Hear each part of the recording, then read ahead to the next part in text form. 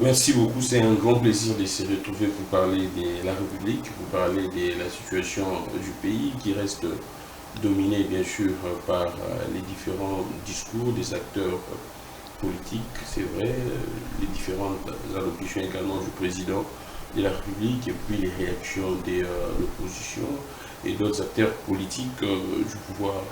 Aujourd'hui, c'est tellement très spécial et très particulier. J'y reçois un compatriote, un jeune, il est coordonnateur de la dynamique des acteurs sociopolitiques de l'Ituri à Bunia. Il s'appelle Bruno Akilisende Exaucé. C'est pour moi un honneur, un vrai plaisir de recevoir ses confrères qui nous vient d'Ituri, la province qui est actuellement dirigée par le gouverneur militaire, Johnny Luboya. Nous allons un peu en savoir plus sur ce qui se passe dans cette province. C'est vrai, nous écoutions beaucoup de choses, vous nous relatez également beaucoup d'histoires, tout ce qui se passe là-bas. Mais aujourd'hui, dans cette émission, Réveil africain, nous avons ces plaisirs, cette occasion, cette opportunité de recevoir quelqu'un qui vient de là, qui vient fraîchement de là. Avec nous, nous allons échanger, comme je disais, sur tout ce qui concerne la province de l'Ituri. Vous entendiez parler des Codeco, vous entendiez parler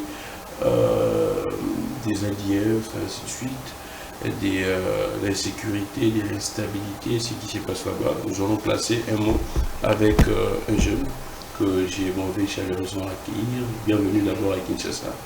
C'est vrai que c'est le Congo, Oui, mais du moins c'est toujours important de vous accueillir comme ici. exactement. D'ailleurs, sans plus tarder, je salue tous les téléspectateurs qui nous captent à Kinshasa et particulièrement ville de Bunia, province de l'Ituri. En tout cas, je suis ravi également de rehausser à ma présence dans cette tribune ici à Kinshasa. Je suis content aussi de me retrouver aujourd'hui là à Kinshasa. Ah, d'accord. Ici, vous pourriez adresser une salutation spéciale dans la langue swahili à tous nos compatriotes de Bunia, Ituri, et ainsi de suite. Là, il n'y a pas de souci. En tout cas, mina basalimu sana wa population ya Bunya na province ya Ituri fazi popote mnapo tusikia hapa tuko Kinshasa, c'est presque iko capitale ya nchi yetu. Alors tumefika hapa Kinshasa justement pour kuongelea dossier ya Ituri. Alors kitu yenye mtasema na population ya province yetu ya Ituri, vous ne serez pas déçus. Je pense que ma difficulté mingi kenye mko na traverser au Ituri tuta ileta hapa sasa au niveau à Kinshasa parce que c'est là où toutes les institutions sont éclatées. Je pense que la voix de cette population sera attendue via les plaidoiries que nous allons faire et puis des propositions que nous allons donner actuellement à Kinshasa. Merci beaucoup, Bruno. Vous allez faire un effort. Je sais que vous n'êtes pas habitué des caméras, mais de regarder beaucoup plus à votre caméra qui est juste en face de vous. De l'autre côté. Exactement. Donc vous regardez simplement là-bas. Ne me regardez même pas. Vous êtes braqué simplement sur votre caméra. Alors, comme je disais, pour moi, ce qui me fait plaisir, c'est le fait qu'il m'a appelé de lui-même, il suit nos émissions, il m'a appelé, il vit à Bunia. Il est arrivé à Kinshasa ce dimanche, donc le dimanche dernier. Donc aujourd'hui nous sommes mardi, 2-3 jours. Il m'a contacté, je crois bien avant-hier, et aujourd'hui on tourne. C'est pour vous dire que nous avons une attention particulière et un amour profond pour tous nos frères, pour tous nos compatriotes, et surtout dans l'Est du pays. Votre souffrance, c'est également la nôtre, et nous partageons tout ce qui s'est passé. C'est pourquoi vous allez nous voir. Moi particulièrement, je me bats matin, midi, soir dans tous les plateaux. Et il y a certains même qui me collent des étiquettes. C'est vrai que c'est leur libre choix. Mais du moins, on fait tout ce qui est à notre portée pour essayer de prouver que nous tenons à notre mère patrie et puis à tous les Congolais, nous vous portions vraiment dans les cœurs. Alors, Bruno Akilisende, relate-nous d'abord les réalités de la province de l'Ituri. Nous commençons d'abord parce que c'est vrai, en journalisme, quand on passe dans des médias, c'est vrai, on peut parler de ce qui marche. Mais du moins, spécifiquement, dans les médias, on vient pour dénoncer, dire ce qui n'est pas pas, ce qui est anormal, ce qui n'est pas ordinaire, ce qui paraît souffrant pour vous. Qu'est-ce que le peuple des Bounia, les peuples de l'Ituri en général, se plaint? Qu'est-ce que vous vivez matin, midi, soir? Bon, merci encore pour m'avoir accordé la parole. Je pense que ce qui ne va pas en Ituri, vous savez, vous avez bien dit au début que c'est une province sous l'état de siège, dirigée par un gouverneur militaire. Mais vraiment, les objectifs fixés ou encore les missions définies dans l'ordonnance du président de la République déclarant l'état de siège n'ont jamais été hantés. C'est-à-dire la population continue à souffrir. Les morts sont enregistrés tous les jours. Même maintenant, je vous parle, il y a un problème qui se passe dans le territoire de Djougou. Ça, c'est un des territoires de la province de l'Ituri. Maintenant, là, il y a une côté où la population est presque à des bandades. Les miliciens Codeco presque dérangés quelque part. Et j'ai appris que la population vraiment est à des bandades dorénavant. Donc, ce que nous sommes venus dire à Kinshasa, en tout cas franchement, je ne sais pas si les vrais rapports de l'Ituri arrivent tels qu'ils sont à Kinshasa ici. Ah, d'accord, là c'est intéressant.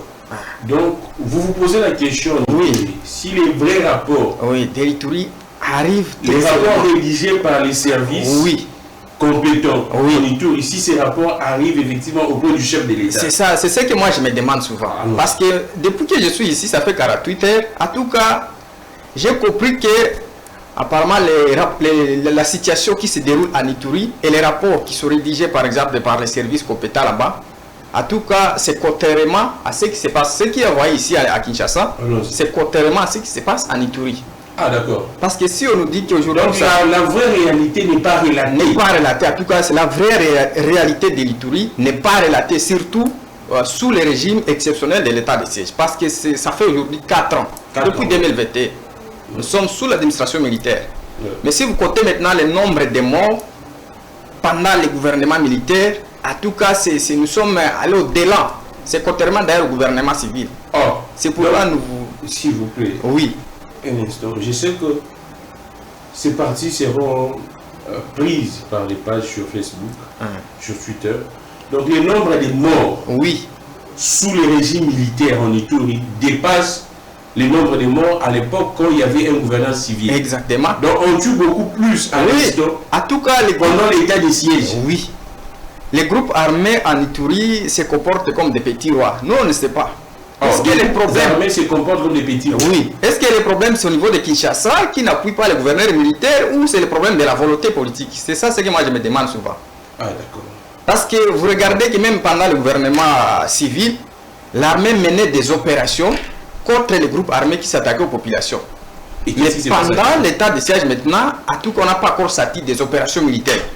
Vous savez, je ne sais pas, est-ce que c'est une erreur au chef de l'État de céder la gestion financière, la politique et l'administration dans la main des militaires? Point d'interrogation. Parce qu'il se pourrait que d'autres officiers militaires en Ituri sont beaucoup dans la jouissance. Ils ont oublié leur mission de protéger l'intégrité territoriale et aussi cette population. Surtout que la province est sous les régimes exceptionnels, c'est-à-dire on ne peut pas négocier avec les miliciens.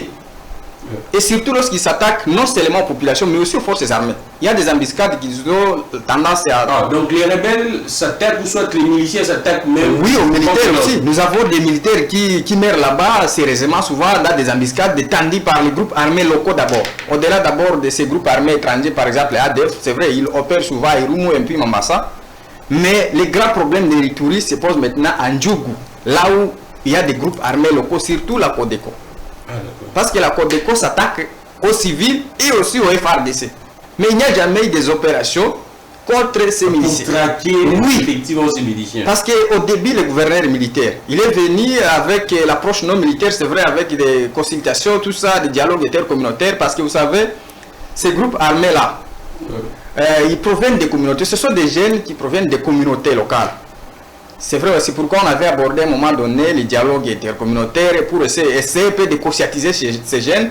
Et les communautés ont fait leur part, mais ceux qui ont pris les armes illégalement n'ont jamais attendu. C'est pourquoi on avait dit au gouverneur, même moi personnellement, j'avais proposé au gouverneur, si l'approche militaire ne donne pas solution, l'approche non militaire ne donne pas solution, il faut aborder alors avec des opérations militaires.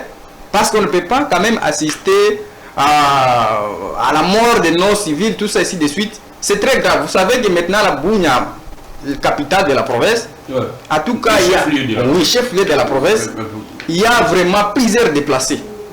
Plusieurs déplacés. Oui, plusieurs sites de déplacés provenant de Ndjougou. Et ils n'ont jamais regagné. Le gouverneur a trouvé aussi des sites de déplacés là-bas. La population qui a quitté Ndjougou pour venir à Bunia. Oui. Pour, n'est-ce pas, pour leur sécurité, craignant les attaques, oui, craignant les attaques des miliciens qui sont venus à Bunia. Jusqu'à maintenant, ils n'ont jamais regagné leurs milliers respectifs. C'est pourquoi, apparemment, je ne sais pas, est-ce que les chefs de l'État, à part l'état de siège, est-ce qu'il n'y a pas autre mesure peut-être parce que si l'état de siège ne donne pas solution, parce que jusqu'à maintenant, ça n'a pas encore donné solution. Donc, attendez. C'est lui qui vous parle, parce que je dois essayer un peu de rappeler à l'opinion qui nous suit. Celui qui parle à l'instant, c'est le coordonnateur de la dynamique des acteurs sociopolitiques. Donc c'est la voix attitrée et c'est la voix crédible. Il dit des choses qu'il vit, il dit des choses qui se passent là-bas. Et moi, ça me fait tellement très mal. Je comprends certaines réalités qu'il exprime ici parce que le chef de l'État lui-même, quand il a fait une tournée dans l'Est, il a constaté que même l'effectif que les services faisaient rapport au chef de l'État ici à Kinshasa, ce n'était pas la réalité de ce qui était au niveau dans la partie Est. Il y avait déjà un sérieux problème. Et les chefs MG à l'époque, qui les disaient très bien et clairement, il y aurait même de l'alimentation, la nourriture, même les médicaments des militaires qui sont détournés, qui n'arrivent pas, ou soit l'argent reste ici à Kinshasa. Il y a même les rapports, je pense, la législature passée, la législature précédente, les rapports qui stipulent clairement dans la commission de défense que les fonds alloués pour la partie Est, la plupart en tout cas, une bonne somme, n'arrivaient pas dans l'Est. Et ça s'est limité ici à Kinshasa. Là, ce n'est pas moi, c'est la commission défense et sécurité au niveau de l'Assemblée nationale de la législature passée. Et on comprend que c'est que Bruno Akilissen est en train de dire, le coordonnateur des acteurs sociopolitiques au niveau de Bunia, c'est vraiment ce qui se passe. Alors, donc, vous demandez au chef de l'État s'il y a une autre mesure plus efficace que l'état de siège, que le chef puisse essayer un peu de mettre en place une autre mesure que l'état de siège. Exactement, surtout pour couper ces robinets-là, l'hémorragie en Ituri. Parce que vous savez, vous avez soulevé un aspect ici, vous savez, à un moment donné, les rapports concernant l'effectif militaire à l'est du pays. Il y avait des faux rapports. Les gens ont donné autre chose ici à Kinshasa par rapport à la réalité locale. Les chefs ont constaté. Exactement. Donc, même à Ituri, le gouverneur nous disait que non, il y a un problème de l'effectif. Or, bon, ce qui est très grave, il y a un paradoxe, et en tout cas, vous savez, les exploitants chinois, ils arrivent à Ituri pour exploiter de l'or. Parce que Ndjougou, par exemple, le territoire de Ndjougou, c'est un territoire riche en or. Donc, à Ndjougou, là-bas, où il y a des miliciens, c'est un territoire riche en or. Oui, en or. Il y a d'autres sites d'ailleurs qui sont contrôlés jusqu'à maintenant par les forces négatives. Et même l'armée n'a pas l'accès de descendre là-bas. On se demande, nous sommes dans quel pays? Ce sont des petits miliciens, les groupes armés locaux ici. Mais comment ils peuvent faire face à une armée nationale? Donc l'armée loyaliste n'arrive pas à accéder dans certains sites miniers qui sont contrôlés par les miliciens là-bas. Les miliciens locaux. Oui. Ce qui est très grave maintenant, quand on nous soulève la question concernant l'effectif militaire, on n'a discuté pas, mais ce qui est grave, il y a un paradoxe sur cette question. Parce que lorsque les exploitants chinois descendent à Ituri pour aller exploiter de l'or, ils sont sécurisés par les forces armées de la République démocratique du Congo. Mais s'il fallait sécuriser les populations, on nous dit que non, il n'y a pas d'effectif. C'est ça maintenant la contradiction. Là, ça commence à me faire en tout cas très mal à la tête. Donc, si les étrangers viennent à Ndjougou pour exploiter, bon, moi je dirais piller même le minerai. C'est piller. Là, ils sont sécurisés. Là, les forces loyalistes sont capables de les sécuriser face aux miliciens. Oui. Mais quand il s'agit de la population, là, on dit qu'il n'y a pas d'effectif. C'est ça le problème. C'est pourquoi, quand je suis venu ici, je me suis demandé, est-ce que peut-être c'est le président qui ne reçoit pas le vrai rapport de l'Ituri, ou encore le président a un problème contre l'Ituri? Nous, on se demande parce que lui, il est notre président. Le chef de l'État a été élu à 100% dans la province de l'Ituri. Là, il y a la confiance au président de la République. Mais ce qui se passe là-bas, cette population se demande, mais nous, qu'est-ce que nous on a fait d'abord?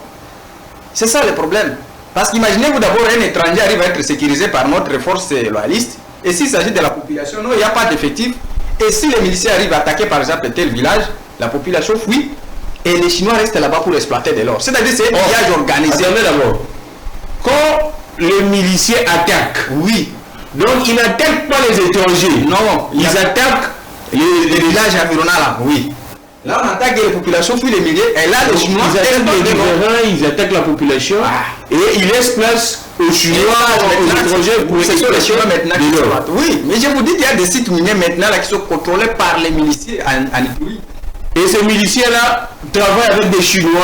Il y a d'autres sites miniers qui sont contrôlés par ces miliciens et les Chinois arrivent là-bas pour travailler, bien sécurisés par les forces armées. C'est ça maintenant, c'est que moi je me demande. Donc c'est ça, vraiment le contraste, le paradoxe. C'est ça le paradoxe. Comment expliquer quand il s'agit de la population, les forces nous dit qu'il n'y a pas d'effectif. Mais quand les Chinois viennent, ils sont sécurisés. D'ailleurs récemment ici, je ne sais pas si vous avez suivi, les ADF ont tué un grand nombre de populations à Komanda. J'étais parti à Commande avec Ater. Après, on nous dit que non, tous les militaires qui étaient là, ils sont partis à Mambasa pour sécuriser les Chinois. Et il y a eu des gars à Commande. Imaginez-vous, les ADF arrivent dans un centre comme Commande. C'est grâce à ce commercial. Et ils opèrent pendant des heures. Aucune intervention militaire. Et c'est grâce à, imaginez-vous d'abord, à l'église, on a exécuté les civils à l'église. C'est ça le grave problème qui se passe à Ituri. C'est pourquoi moi je me demande au chef de l'État. Récemment ici on a vu le ministre de la Défense descendre en Ituri avec la première ministre. Exactement. Il y avait une grande délégation. Avec Eliezer également. Oui. Qui était là. Nous on a parlé à la première ministre. On lui a donné la réalité de l'Ituri. Même au ministre de la Défense, j'étais là, les acteurs politiques dans notre délégation. On lui a dit la vérité. C'est ce qui se passe à Ituri. Mais jusqu'à maintenant, il n'y a jamais eu des solutions. On est là seulement stand-by, ok, changement, tout ça. C'est pourquoi je me demande finalement, est-ce que où est-ce que nous allons, la province de l'Ituri, vous savez que la ville de Bunia aujourd'hui là c'est asphyxié. Il n'y a pas moyen de se déplacer. Contrairement à Kinshasa, si je suis venu à Kinshasa, j'ai trouvé que non, les gens, les populations vont librement de leurs préoccupations. Il y a la circulation libre. Mais en Ituri, ce n'est pas le cas. Alors vous vivez. C'est ça le problème. Là, si vous allez seulement à quelques mètres de la ville, on vous exécute, les miliciens vous attaquent aussi la population. Donc il n'y a pas moyen d'abord de circuler. Là c'est à Bunia, les chefs-lieux. Oui. Là il n'y a pas moyen là à Bunia. Oui. Bon, pour aller maintenant aux environs, parce que vous savez, beaucoup de populations là, ils travaillent souvent aux environs. Alors pour rentrer à Bunia le soir. Mais maintenant, cette fois-ci, il n'y a pas moyen de circuler.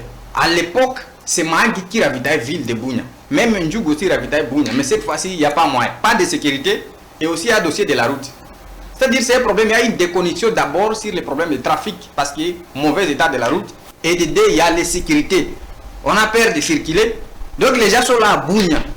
Même le gouverneur a maintenant la difficulté de circuler dans d'autres territoires. Maintenant, là, il n'a jamais été en Ndjougou.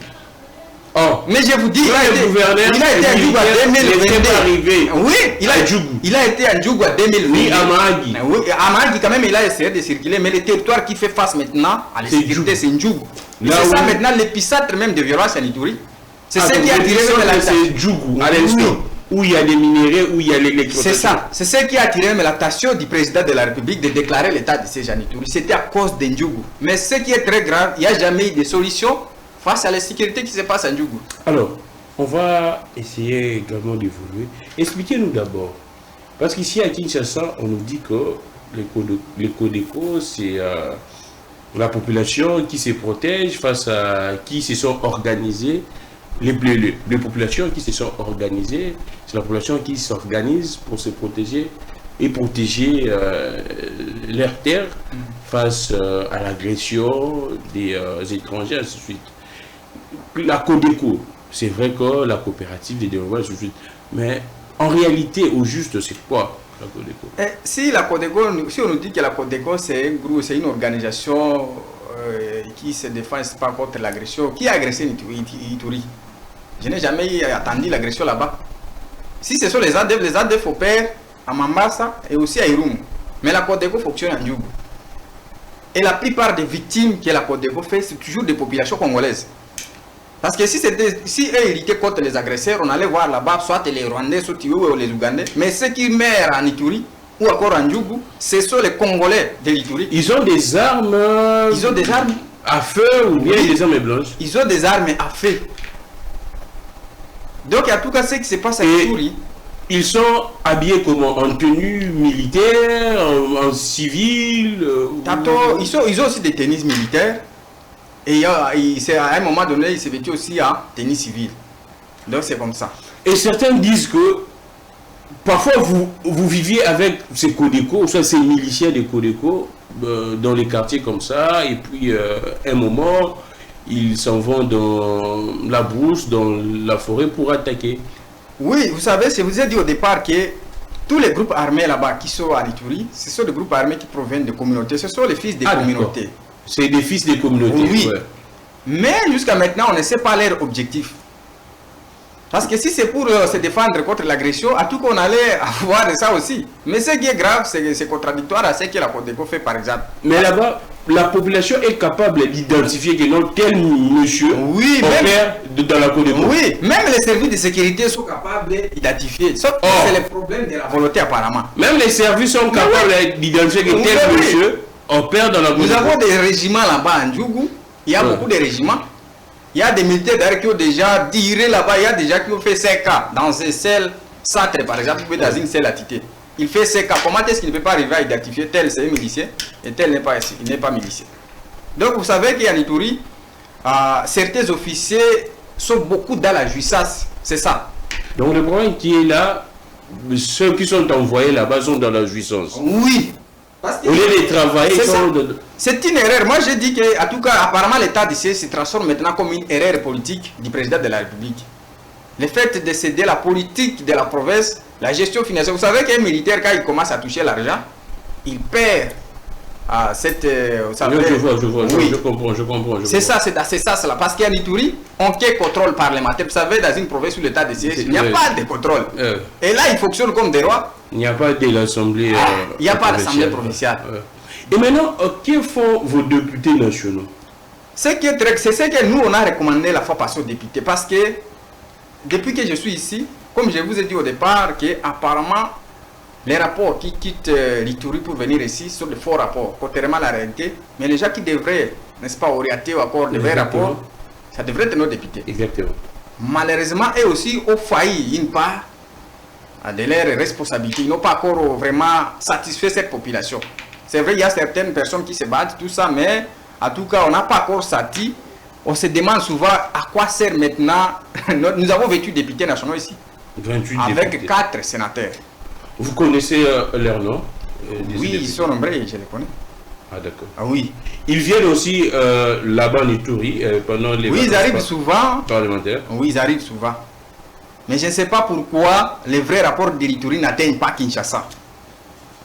La population risque de commencer à condamner les chefs de l'État pour eux peut-être, à croire que non, le président fait ça expressément. Or, ce sont des faux rapports qui sont envoyés à Kinshasa. Ce qui est très grave, les chefs de l'État, bon, on ne sait pas, est-ce qu'il n'y a pas moyen de se déplacer d'abord à un moment donné à Ituri? Ah, donc vous avez la population de Délitour a besoin de voir elle-même parce que ce deuxième quelqu'un, il n'a jamais été à Ituri. C'est ça. Donc, parmi les membres du gouvernement national qui ont quand même essayé de descendre en Ituri, apparemment, c'est seulement excellent celui de Atum des mines. Et je ne sais pas l'autre là, je ne sais pas qui encore. Presque 3 comme ça, si c'est beaucoup, c'est 3 ministres. Mais ici à Kinshasa, bon, je ne sais pas si vous l'aviez également appris, la législature précédente, où le président de l'Assemblée nationale, Ngosso, qui disait aux députés de quitter les groupes armés. Est-ce c'est vrai qu'il y a certains politiciens qui entretiennent des groupes armés? Je prends le cas, tu vis en Ituri. Est-ce c'est vrai qu'il y a certains politiciens qui entretiendraient des groupes armés au niveau de l'Ituri?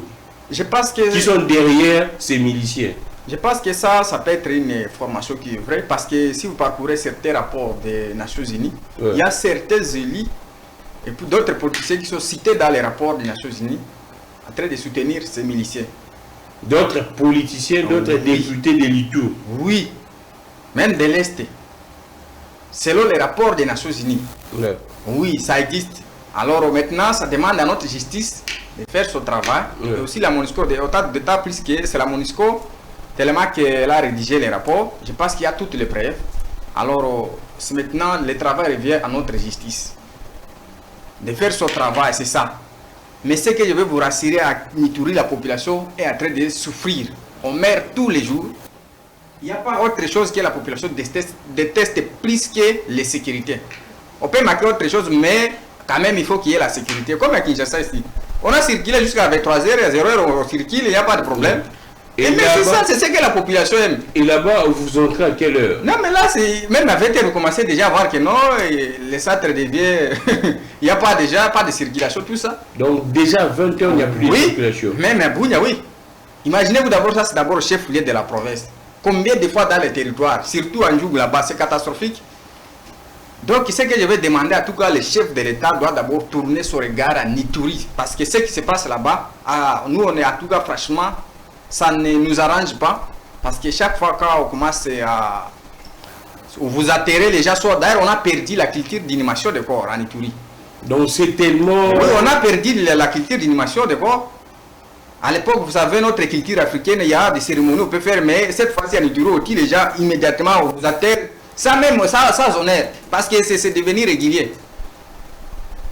Vous imaginez des choses comme ça. Donc, la population est en train de souffrir. Si aujourd'hui, nous sommes venus aujourd'hui à Kinshasa, justement pour hausser les taux comme ça, c'est qu'il y a ça ne va pas en Ituri. Alors, les autorités nationales, entre autres les chefs de l'État et aussi le ministre de la Défense, vous avez le travail. Est-ce qu'est-ce qui marque le gouverneur militaire?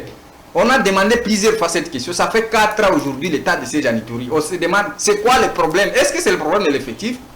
Si c'est l'effectif, 4 ans, qu'est-ce que vous attendez pour augmenter l'effectif? 4 ans aujourd'hui. Ou encore, c'est seulement un problème de la volonté politique, il n'y a pas de volonté. C'est ça. Alors, ce qui s'est dit ici, ça fait très mal. J'ai mal au cœur d'écouter cette réalité-là en face, relatée par un digne frère, un compatriote qui vient de là. La situation, elle est catastrophique en République démocratique du Congo. Quand nous parlions, quand nous haussons les tons, les gens pensent que nous soutenons X, Y. Or, nous le faisons pour ces peuples, pour cette patrie, pour ces pays. Moi, je ne cesse de vous le dire, nous n'avons pas deux patries, nous n'avons que la République démocratique du Congo. Nous n'avons pas une deuxième patrie, et comme je vois certaines autorités dire que non, ma deuxième patrie. Si on est en DC, ça ne marche pas, nous autres, nous ne savons pas à quel sens c'est voué. Et c'est pourquoi on se bat, matin, midi, soir, pour essayer de mettre la pression aux autorités, pour leur dire que les choses doivent changer. Alors, quand vous parliez de l'exploitation illégale, illicite, au niveau des litories, Djougou, ainsi de suite.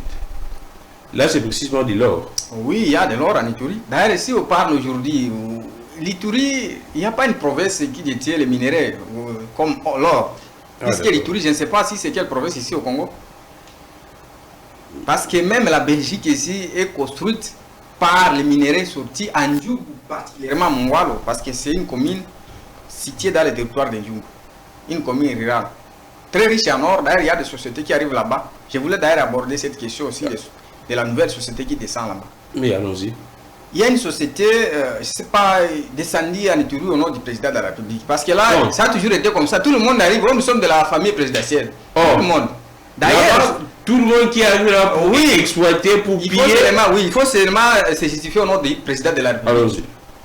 D'ailleurs, pour ce qui concerne les Chinois, l'exploitation illégale qui se passe en Ituri, il y a des risques terribles et puis des dégâts terribles que les Chinois ont commis là-bas.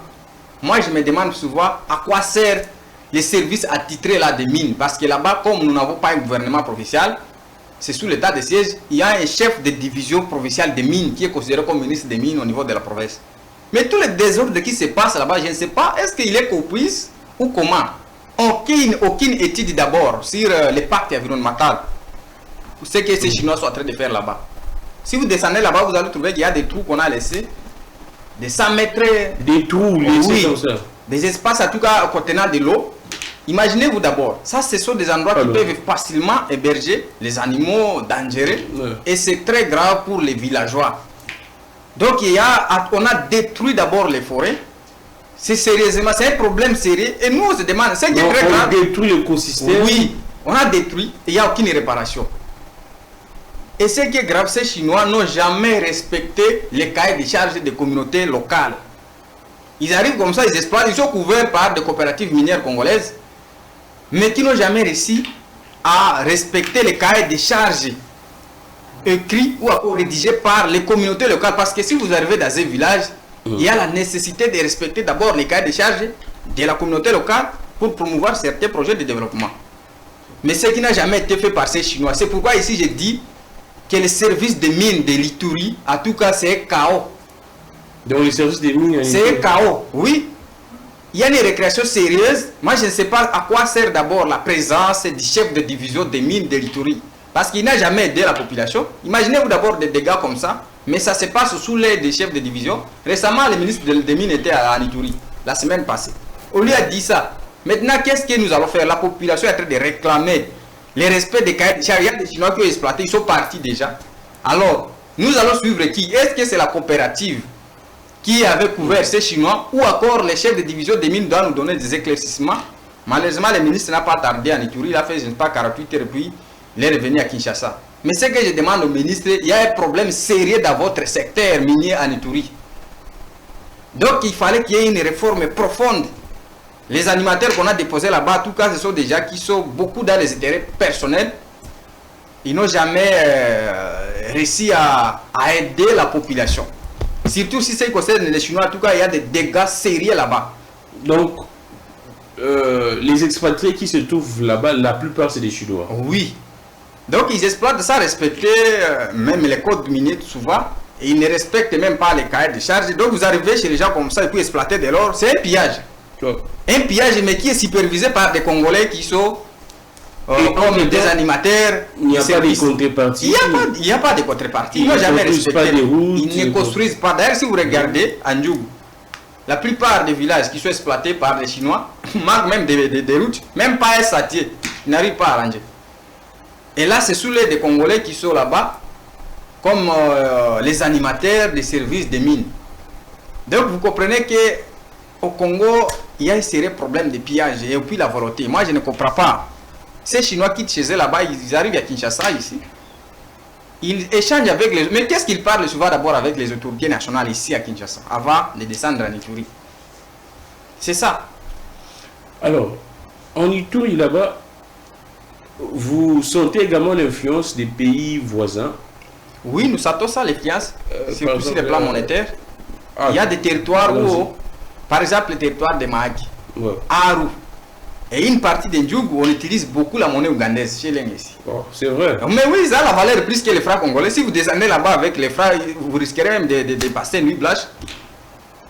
Alors, vous savez, du Congo. Oui, la monnaie ici, c'est un symbole de la souveraineté. Exactement. Mais ce qui est très grave, quand la monnaie étrangère commence maintenant à influencer sur la monnaie nationale, c'est un grave problème. Oui, c'est d'ailleurs, ça c'est un signal fort de la balkanisation. Quand les gens parlent de la balkanisation du Congo, moi j'ai toujours constaté sur le plan monétaire, ça a commencé déjà en Ituri. Donc, je vous donne un Mahagi, on utilise les chelets. Ça c'est la monnaie ougandaise. Nous avons Aru, chelet. Une partie d'Ndjougou, par exemple, vers Bandroma, c'est toujours chelé. Donc, si vous arrivez là-bas avec les francs, c'est toute une difficulté. Récemment, ici, il y avait un journaliste de Kinshasa qui était là, l'autre non. Il était parti jusqu'à Mahagi. Il a constaté, oui, il a constaté ça lui-même là-bas. Il a dit que mais ça, c'est très grave. Vous voyez? Donc, vous comprenez que la monnaie ougandaise est vraiment appréciée beaucoup par rapport à notre monnaie congolaise. Ça, c'est un problème qui se passe en Ituri. Donc, il y a une influence des pays voisins dans notre pays. Ça existe. On a soulevé plusieurs fois cette question ici, mais les autorités de Kinshasa sont calmes, je ne sais pas si c'est pourquoi. Donc là-bas, vous êtes frontalier à l'Ouganda? Oui, l'Ouganda, c'est ça.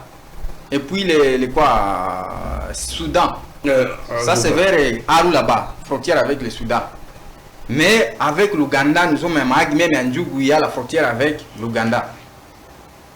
En tout cas, il y a l'influence totale de l'Ouganda à Ituri, surtout à travers la monnaie. La monnaie. Oui. Ah d'accord. Moi, ça me fait très mal. Là, nous avons un lingala. Tout le monde awa na Kinshasa, ndenge bat baloba. Ndenge toyoka ba information na Ituri, balia mbongo mingi ya Uganda, ainsi de suite, insécurité, pillage. chinois. Mais là, maintenant, c'est un témoignage de quelqu'un qui vit là-bas, qui nous relate. Et ça devrait constituer un objet d'engagement de beaucoup plus de sérieux, et surtout de la part de nos autorités, et nous tous, la population congolaise en général. C'est vraiment de l'alerte, c'est vraiment un son de cloche qui doit retentir de manière brutale pour éveiller ces peuples et pour éveiller tout le monde. Alors, nous tendons déjà à la fin. Et là-bas également, il y a, aujourd'hui, on assiste à la baisse du taux d'échange. Ah, oui. C'est également effectif là-bas ou bien bon, c'est timide? Bon, vous savez, d'abord, ce qui concerne l'appréciation du franc congolais face au dollar américain, c'est une bonne chose. Ça a été recommandé par plusieurs Congolais. Mais le grand problème maintenant reste ici la stabilisation. Le taux n'est pas encore stable. De l'autre côté, vous trouvez que les autres changent avec 20 000 francs, d'une part 22 000 francs, de l'autre côté 4 000 francs, je le sais avec 5 000 francs. Avec 5 000 francs. Oui. Mais les autres 20 000 tatos, donc il n'y a aucune stabilité, c'est ça. Donc il y a un problème. Maintenant, là, le grand problème qui reste, il faut stabiliser les taux. Parce que nous marchons à désordre, à nous de disperser. On ne peut pas, aujourd'hui, là, par exemple, à Nituri, on achetait bomba de haricots, par exemple, à 30 000 francs. Car le taux était encore à 28. Mais aujourd'hui, là, pour arriver à 30 000 francs avec, je ne sais pas, un taux de 20 000 francs, ça consomme beaucoup. Vous comprenez que le taux d'achat a gardé sa position, alors que s'il y a la baisse des taux, il devrait y avoir aussi les prix des denrées alimentaires. On est la baisse, mais c'est le contraire de ce qui se passe à Nituri.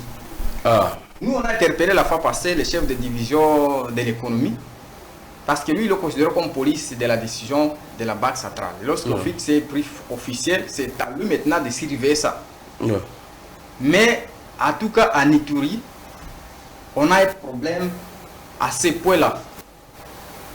C'est vrai, les taux, la baisse là, on ne condamne pas, c'est une bonne chose, mais s'il y a la baisse, il faut qu'il y ait aussi la baisse de quoi, sur l'achat des denrées alimentaires. Parce que là, en tout cas, il est difficile, par exemple, un seul bomba qui coûtait 28 000 francs, à l'époque c'était 10 $. Mais aujourd'hui, là, si vous avez 10 $, on peut échanger ça par exemple à 20 000 francs. Mais pour arriver maintenant à 28, il fallait augmenter. Alors, s'il y a baisse des taux, il faut qu'il y ait aussi les prix des denrées alimentaires aussi. Là, vous connaissez la baisse. Vous n'avez pas un problème de carburant là-bas? Les problèmes de carburant, bon, pas tellement. Pas tellement. Ah, d'accord. Et l'eau, l'électricité? C'est ça maintenant le problème, autre problème à Bunia. L'eau et l'électricité. Récemment, il y a une société qui est descendue là-bas au nom de Green Tech. Je ne sais pas, on nous dit toujours, à Nituri, il y a quelqu'un qui a dit que non, ça c'est la société du président de la République. Donc là-bas, tous les gens qui viennent là-bas, il fallait seulement, il fallait se dire seulement non, numéro de la présidence présidentielle, la présidence. Cette société, je ne sais pas, il y avait partenariat avec la Sokimo. Parce que la centrale électrique de Boudan a bâti à Sokimo. Et cette société est venue, elle a tout trouvé là-bas. L'usine, tout est déjà là, aucune innovation n'a jamais amené là-bas. Mais ce qui est grave, le courant à Bunia, c'est tout un problème. Mais il faut voir maintenant la surfacturation. C'est très grave par mois. D'ailleurs, récemment, la semaine passée, avant mon arrivée ici, j'ai fait une déclaration à Bunia à décrire la surfacturation du courant par la société Green Tech. Heureusement, on nous dit que non, il y a une délégation qui quittera Kinshasa tout à l'heure pour descendre à Bunia. Je ne sais pas, ça sera une délégation de ARE, Autorité de régulation de l'électricité, pour aller précipiter le départ de cette société, parce que c'est une escroquerie. Ce que nous voyons maintenant avec les Green Tech à Bunia, c'est une escroquerie, en tout cas de grands chemins. Parce que imaginez-vous d'abord, si la population arrive à donner par exemple les factures, là, si vous généralisez toutes les factures qui sont recommandées par Green Tech, les autres vont même au-delà de 1 000 $ par mois. Mais il faut voir aussi la qualité du courant, c'est comme jet de lumière, ça n'a même pas de... Mais il y a une difficulté même de repasser comme ça, c'est un problème. Mais ça, c'est que les gens du courage sont venus piller les gens. Malheureusement, ils ont utilisé le nom du chef de l'État. C'est ça le problème. Et en termes d'emploi, pour les jeunes, vous étant que jeune, il y a de l'emploi en Ituri ou bien les gens de chômage?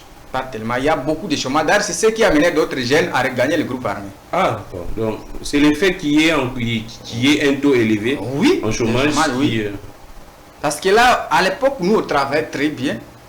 Les gens circulaient aussi dans des territoires ainsi de suite. Mais tellement actuellement nous sommes asphyxiés là, beaucoup de gens sont à chômage à Bunia et les autres regagnent les groupes armés pour aller chercher comment vivre. Ouais, je ne sais pas la politique de la ministre ici de la jeunesse, ça sera quoi pour encadrer les jeunes parce que... Donc ceux qui sont dans des groupes armés là-bas, c'est des jeunes? Oui, ce sont des jeunes. Ce sont des jeunes, la majorité des jeunes. D'âge comme ça? En tout cas, c'est une... C'est en dessous de 30 ans, 20 ans? 20 ans à 35 ans. 20 ans, 35 ans? Oui. Il y a également des mineurs également dans ces... Bon, pour des mineurs, oui, il y a certaines personnes qui recrutent les mineurs par la force. Par la force? Oui. Là, c'est des miliciens? Oui. Alors, en tout cas, là-bas, il y a un sérieux problème. Nous, ce que nous demandons à Ituri, c'est seulement la sécurité. Parce que c'est garanti même dans la Constitution. Ouais. Si nous lisons l'article 52, là, c'est garanti. Et là où il y a l'exploitation illicite là, des mines, il y a également des mineurs, des jeunes gens qui n'ont pas l'âge adulte. Bon, je pense que ça aussi, oui, c'est régulier parce que vous savez, l'activité quotidienne d'Indjougou, c'est l'exploitation artisanale de l'or. Oui, c'est comme une activité principale là-bas. Ah, d'accord. C'est ça. Donc, à un moment, vous pouvez trouver même des affaires de travail dans les sites miniers. Donc, ils sont nés comme ça. Ah, d'accord. Donc, c'est comme je vois à Kinshasa, il y a même des enfants qui font des cirages. Ah, voilà. Donc, comme là-bas, c'est l'activité principale. Oui. Et il y a les taux de chômage est élevé, les adultes amènent également des enfants. Exactement. Je vois maintenant la situation. Est-ce qu'il y a telle confiance toujours entre vous, la population, et les forces de sécurité en Ituri bien? Il y a la confiance. La population a la confiance avec l'armée. Ouais. Mais l'armée n'a jamais prouvé cette confiance. Cette confiance plutôt. Ah, d'accord. Surtout en restaurant l'autorité de l'État. Parce que vous savez que quand la population meurt tous les jours, ça diminue. Ça fragilise d'ailleurs cette relation civilo-militaire. C'est ça. Donc, mais quand même, nous, en tant que leaders d'opinion de la province, on a toujours demandé à cette population de soutenir l'armée. Parce que nous avons l'unique armée qui s'appelle FARDC. Nous avons l'obligation de les soutenir. Mais aux militaires maintenant, il fallait protéger les civils. C'est ça le grand problème maintenant en Ituri. Il n'y a pas de sécurité. À part le fait que les forces de l'ordre sécurisent les étrangers beaucoup plus que la population, il y a également des bavures, des griefs encore que vous, la population, vous reprochez à l'égard des forces de sécurité là-bas. Oui, il y a des griefs souvent. Parce que je pense qu'il y a des fois où, je ne sais pas, les militaires sont apportés par quoi, quelle émotion. Ils tirent sur les gens, sur les civils. Oh. Même à la ville de Bunia, récemment, ici, on avait tué presque 4 étudiants.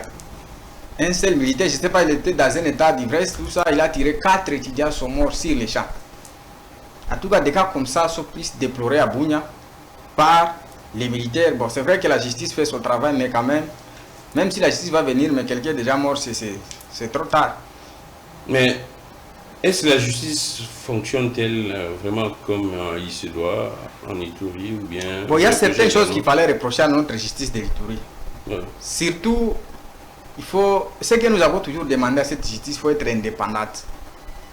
Parce que souvent, vous savez on constate l'acharnement contre d'autres acteurs politiques qui critiquent les régimes en place. Et les autres sont protégés. C'est ça le grand problème. Même nous, là, on est plusieurs fois poursuivis tout ça, justement pour les déclarations que nous faisons. Or, ce sont des réalités. Il faut accepter quand même les contrepoids. Je ne sais pas qui manipule souvent la justice, parce que quand moi je ne commets pas les fractions, inutile de me suivre. Il suffit seulement de faire une déclaration, à critiquer peut-être la gestion des autorités à place, là directement vous êtes sous menace. C'est ça ce que nous reprochons beaucoup à la justice de l'Ituri, l'acharnement contre les acteurs politiques qui ne partagent pas les mêmes avis avec les autorités, parce qu'on ne peut pas nous amener quand même à réfléchir dans le même sens. Quand la population meurt de l'autre côté, nous avons le droit de dénoncer ça. Mais c'est ce que maintenant, ce qui est grave, à un moment donné, on nous poursuit. Ah, donc la justice de l'Ituri, ce que je vais leur demander, il faut seulement être indépendante. Ouais. C'est ça. Alors, comment ça se passe d'abord l'exploitation minière? Il y a également la population de jeunes Ituriens qui possèdent des carrés miniers, ou bien ils sont toujours recrutés par des étrangers, ou bien ça se passe comment? en Ituri et sur... Je pense que nous avons des jeunes de l'Ituri qui possèdent les carrés miniers. Ah, d'accord. C'est pourquoi ces Chinois arrivent souvent pour négocier avec les propriétaires des sites miniers. Ah, ils sont couverts aussi par des coopératives minières congolaises. Donc les carrés miniers appartiennent aux Congolais, oui, à la population. Oui. Et après, quand les expatriés arrivent, oui, ils font des deals avec des Congolais. Avec les propriétaires, oui, surtout du site là. Ouais. Au-delà de faire les partenariats, mais il est recommandé par le code minier, il faut respecter aussi les cahiers de charges qui sera rédigé par la population locale. C'est ce qui ne se respecte pas en Ituri. Et après, quand vous faites ces partenariats, est-ce que ça arrive aussi que ces expatriés, ces étrangers, vous tournent les dos par trafic d'influence? Oui, ça arrive. Pour vous ravir les carrés miniers, ainsi de suite. Ça arrive beaucoup. Ça arrive beaucoup, plusieurs fois. C'est pourquoi récemment... Donc il vient, un étranger qui vient, il te trouve dans ton carré minier, dans la mine, et puis vous travaillez ensemble, et puis à un moment, par trafic d'influence, parce qu'il est sécurisé, il vous tourne les dos, et puis vous... En tout cas, des cas comme ça sont enregistrés en Ituri. KBM, ce ne sont pas nombreux, mais il y a des cas comme ça qui sont enregistrés dans la province de l'Ituri. Et dans ces cas, que fait la justice ou soit que font les autorités? En tout cas, les autorités, vous savez, dans notre pays, il y a un sérieux problème. N'importe qui peut venir utiliser ou encore manipuler un Congolais contre son frère. C'est ça. Il y a des procès qui sont là-bas au niveau de la justice qui n'ont jamais été finis. Alors, mais des choses comme ça existe. Ah, d'accord. Donc la justice, en tout cas, il y a des gens qui arrivent avec trafic d'influence pour manipuler la justice à des faveurs de la population locale. Et comment vous appréciez le travail de la MONUSCO là-bas? Est-ce que la MONUSCO joue un rôle important ou bien la MONUSCO? La MONUSCO, en tout cas, non. La MONUSCO n'a pas encore convaincu la population de l'Ituri. Parce qu'en tenant compte de sa mission, en tout cas, elle n'a jamais réussi. S'il faut être clair comme ça. C'est vrai, peut-être la MONUSCO accompagne souvent notre armée avec des matériels et puis des appareils pour détecter là où il y a des ennemis. Mais sur sa mission régalienne, la MONUSCO n'a jamais réussi. Parce que, d'abord, je vous dis, la fois passée, il y a eu des massacres des populations déplacées dans les sites. Vous savez, les sites ici, ce sont les populations vulnérables. Ils sont non seulement sous la protection du gouvernement de Kinshasa, mais aussi de la communauté internationale. Exactement. Mais vous comprendrez qu'à un moment donné, les miliciens arrivent à filtrer les sites déplacés. Or, c'est saturé par la MONUSCO. Au massacre. Non, attends d'abord.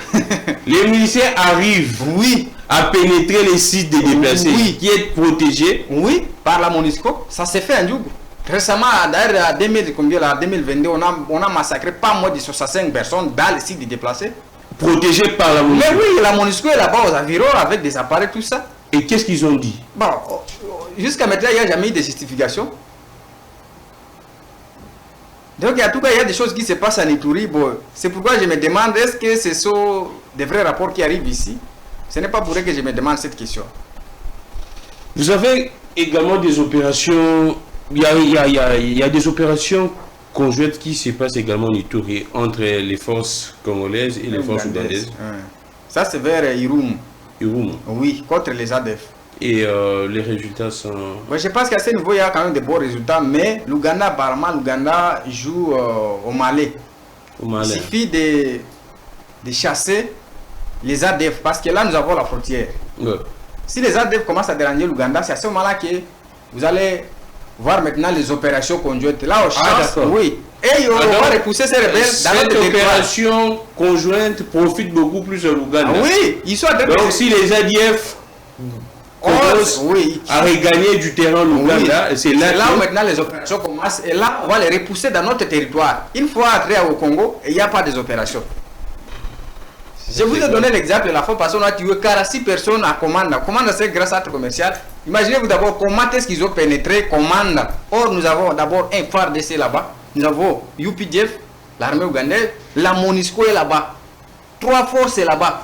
Mais comment ces gens-là ont pénétré les centres pour massacrer les gens à l'église? 46 personnes tuées pendant des heures d'État, ils sont en train d'exécuter les civils. Aucune intervention. Or, nous avons 3 forces là-bas. MONUSCO, UPDF et puis notre armée FARDC. Et quand ils font leur massacre là, vous voyez également des corps joncher les sols comme ça. Oui. D'ailleurs, leur manière de tuer, c'est très grave.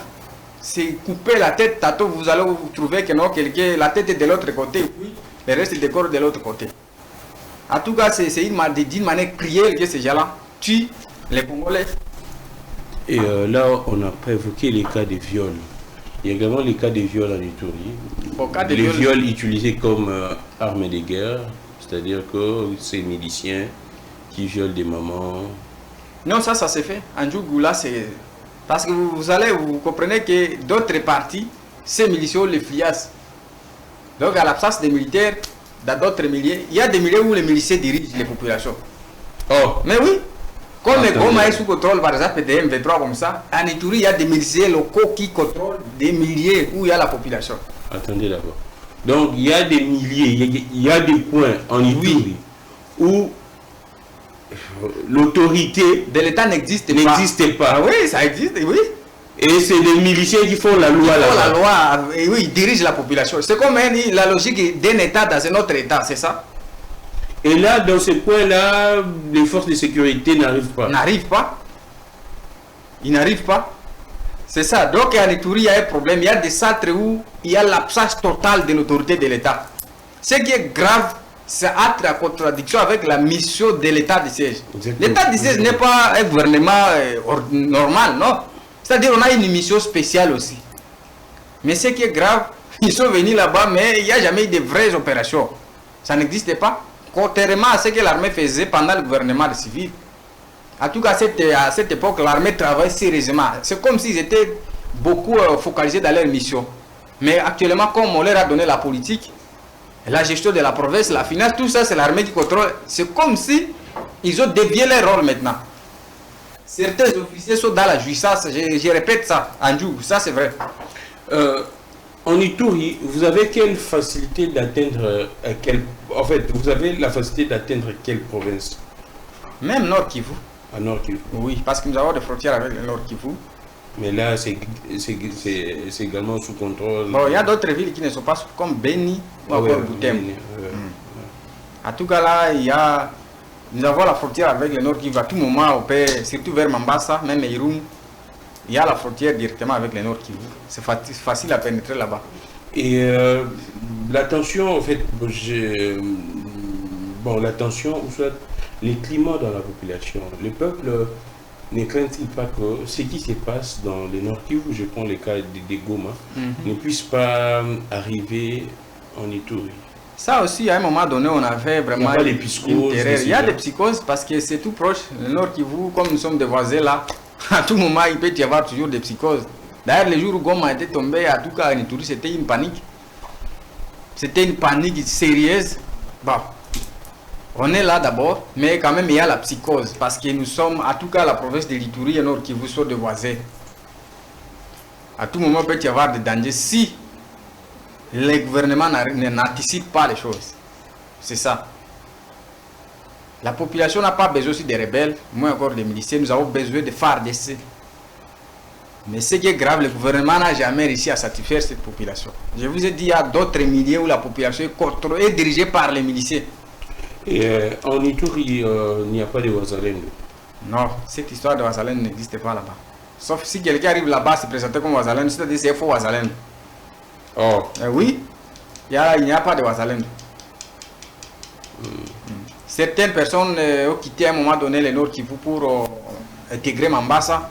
Se disaient que non, nous sommes des Wazalendo, mais c'était justement pour des profits. Le cacao, comme là-bas, les gens produisent beaucoup le cacao. Ils sont venus au nord de Séo, nous sommes venus sécuriser le cacao, nous sommes des Wazalendo, mais c'était justement pour des profits économiques. Vous enregistrez également des déplacés du Nord Kivu? Les Nord Kivu, ils arrivent souvent, oui. Surtout quand il y a eu Goma est tombé là, en tout cas, il y avait beaucoup de populations du Nord Kivu qui sont parties en Ituri là-bas. Et je ne sais pas, vous entendiez également une sorte de collaboration entre ces différents miliciens. Ils travaillent ensemble, c'est-à-dire les ADF, la Codeco, ils travaillent ensemble bien chacun dans son coin. Chacun dans son coin. Là, ils ne travaillent pas ensemble. Et entre eux également, ils ne s'attaquent pas? Non, je n'ai jamais entendu une attaque entre Codeco ou soit contre ADF. Je n'ai jamais entendu. Ah, Sauf peut-être Codeco avec Zahir. ah d'accord. Et maintenant, Zahir, là, c'est également des communautés. Oui, ce sont des fils de communautés. Je pense que c'est l'autre des justifications. Parce que tous ces miliciens ont été invités à un moment donné par le gouvernement à Bougne pour signer les actes d'engagement. Ouais. Ils ont signé aussi. Et même ont donné des revendications là-bas. Oh, nous avons pris les armes à cause de telles choses. Parce que quand j'ai suivi la Codeco, même à Nairobi, quand on a appelé les groupes armés à Nairobi, Codeco a dit clairement que moi j'ai pris les armes parce que, d'abord, on a été menacé par le FARDC, ces tracasseries militaires. Il a avancé des raisons là-bas. Les Aïrois aussi disent non, nous avons pris les armes pour se protéger contre le massacre de Codeco parce que la Codeco s'attaquait beaucoup à nos communautés. Des choses comme ça. Vous voyez? Mais la population n'a pas besoin de toutes ces forces-là négatives pour le protéger. Nous, on a besoin de FARDC. Donc, il y a ensuite Codeco, Zahir, il y a encore qui? Il y a aussi ADEF. Oui. Nous avons FPIC, la FRPI. Donc, il y a plusieurs groupes armés là-bas. Il y a plusieurs groupes armés. D'ailleurs, d'autres groupes armés ont vu les jours pendant l'état de siège. Il y a une prolifération de groupes armés pendant l'état de siège. C'est-à-dire qu'il y a une contradiction totale, surtout entre la mission de l'état de siège et ce qui se passe à Ituri, parce que normalement, ils étaient venus pour neutraliser toutes les forces négatives. Mais au contraire, maintenant, à leur existence, il y a eu des naissances de groupes armés. Et tous ces groupes-là opèrent également dans des sites miniers. Oui. La plupart des cas, ils choisissent seulement les sites miniers pour comment voir ces ravitailles. Ah, d'accord. Oui. Il fait ravitailler. En achetant les armes, oui. Pour acheter les armes et puis des munitions dans la main de nos certains officiers FARDC. D'ailleurs, récemment, on a condamné certains. Oui. On a... Donc, des miliciens achètent les armes qu'ils possèdent. Oui. Ils les achètent. Ça provient seulement oui, de certains éléments FARDC. Parce que où est-ce qu'ils achètent ça? Ils achètent ça seulement dans la main de certains éléments FARDC.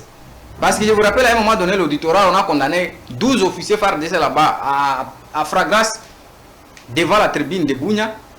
Les motifs, c'était de vendre les munitions aux miliciens.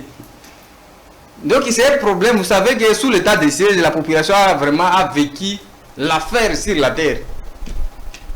C'est pourquoi ici, je demande au chef de l'État, est-ce qu'il n'y a pas autre mesure à part l'état de siège? Si c'est le problème de l'individu, qu'on change alors le gouverneur militaire qui est là-bas. Merci beaucoup. Je pense que... tu rentres quand? Moi, je pense que je suis encore ici. Ah, vous êtes encore ici. Oui. Bon, on fera un effort de voir comment avoir même un autre numéro, si possible également de vous présenter chez d'autres confrères. Parce que moi, ce que j'ai aimé, vous avez cette langue de dénoncer ce qui se passe. Et je pense que vous avez tout notre soutien. Si vous avez un dernier message, celle que je n'ai pas posé comme question, vous pouvez en tout cas dire. Je pense que le dernier message, c'était concernant les domaines publics à Bounya. Allons-y. C'est vraiment à péril. On vend ça, on est en train de vendre ça et la spoliation. C'est très grave. Ce qui est grave, c'est sous les du maire policier qui est à Bounya. Quand bien même c'est un intérimaire parce que son titulaire était déjà ici à Kinshasa. Il était, je sais pas, il était devenu général. Il était colonel, alors quand il est venu à Kinshasa, il devient général. Et puis maintenant c'est son adjoint qui est maire de la ville à Bounya. Mais ce que le maire de la ville de Bounya fait maintenant là, c'est grave. L'expoliation du domaine public, ils ont en train de vendre tout. Parce que nous on se demande souvent comment il y a eu spoliation par exemple de tel domaine public, alors que nous avons les maires de la ville ici, et ils gardent le silence, c'est-à-dire c'est la complicité. Vous voyez, il y a des cimetières qui sont vendus à Bounya, il y a même des marchés qui sont spoliés, donc il y a plusieurs espaces publics qui sont spoliés à Bounya, et d'autres sont vendus. À un moment donné, même le bourgmestre de la commune Char est arrivé à un niveau de autoriser la population de construire un marché sous la ligne de haute tension. Imaginez-vous d'abord. C'est quelle manière de chercher l'argent? Ils sont partis à Ituri avec une mission, mais ce qu'il fait là-bas, en tout cas, c'est grave. À un moment donné, d'ailleurs, on avait recommandé au ministère de l'Intérieur. En tout cas, les animateurs qui sont à Ituri là-bas, ces gens-là doivent, soit on les remplace alors, parce que le maire de la ville, il a des casquettes, il dépend aussi au ministère de l'Intérieur, en état d'abord comme maire de la ville. En tout cas, il dépend aussi du ministère de l'Intérieur. Et aussi comme policier, il dépend toujours au ministère de l'Intérieur ici. Alors ici, je demande au ministère de l'Intérieur, ce que les autorités là sont en train de faire, surtout les entités territoriales décentralisées, Bunia, il n'y a pas d'espace maintenant. Ils ont tout vendu. Public. Oui. Ils ont tout vendu. Ils ont vendu. Et qui achète ça? C'est des expatriés ou bien des individus seulement de Bunia. Oui. Parce que nous, on se demande, à un moment donné, on a demandé au maire de la ville. Si vous dites que la mairie ne connaît pas ça, mais maintenant, qui serait derrière les ventes ici des domaines publics? Vous êtes le maire de la ville. Comment vous n'allez pas savoir ça? C'est-à-dire qu'il y a une complicité totale. À un moment donné, même les stades modernes, d'ailleurs, je vous relate un problème, des stades modernes de Kindia. Les stades modernes de Kindia a connu aussi la spoliation. Parce que d'ailleurs, on avait donné l'argent, 3 millions de dollars américains. Le gouvernement central avait envoyé 3 millions de dollars américains justement pour clôturer les stades. Parce que c'est un stade moderne. Vous savez, comme à l'Ituri, je vous ai dit que certains groupes armés proviennent des communautés. Alors, l'activité sportive, c'est parmi les activités qui sont là pour peut faciliter la pacification. Parce que quand on est au stade là-bas, il n'y a pas d'ennemis, tous vous devenez des amis. C'est dans ce sens-là qu'on avait réfléchi, non, il faut qu'on mette, ou soit qu'on construise quand même un stade moderne là-bas à Boune. Et c'est vrai, on avait construit, on a donné 3 millions de dollars américains pour clôturer, mais jusqu'à aujourd'hui, on n'a jamais clôturé ça. J'ai appris qu'on a détourné cet argent. Avec les services, on avait donné ça dans la main des services qu'on appelle ACGT, Agence Congolaise des grands travaux. Alors, on leur a donné 3 millions de dollars, mais jusqu'à maintenant, le stade n'a jamais été clôturé. La conséquence, c'est que les stades commencent maintenant à être spoliés. Si vous allez maintenant là à Bunia, vous allez trouver que les maisons ont déjà entouré les stades. Or, si vous regardez la cartographie de ces stades, au débit, ce n'est pas ce qui est maintenant à Bunia. Moi-même, j'ai circulé là-bas avec un incompétent, le chef de division des sports. Qui n'a jamais... Donc, il est limité. Je suis parti là-bas au stade.